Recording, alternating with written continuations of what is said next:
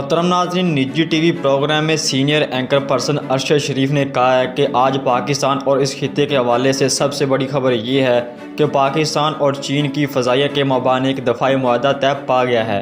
जो ख़तरा पाकिस्तान या चीन के हवाले से होगा, दोनों ममालिक की फ़ज़ाइया एयरफोर्स मिलकर इस ख़तरे का मुकाबला करेगी।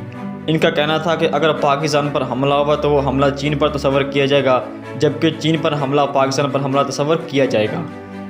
उनका कहना था कि चीनी सफ़ीर की जानिब से कहा गया है कि इंटरनेशनल और रीजनल स्ट्रेटजिकल में तब्दीली आ रही है और एक कॉम्प्लेक्स सिक्योरिटी इन्वायरमेंट भी बन रहा है। इसमें दोनों ममालिक की आर्मीड फोर्स खित्ते में अमन के क़याम के लिए मुख्तलिफ तरीक़ों से मिलकर मुकाबला करेगी।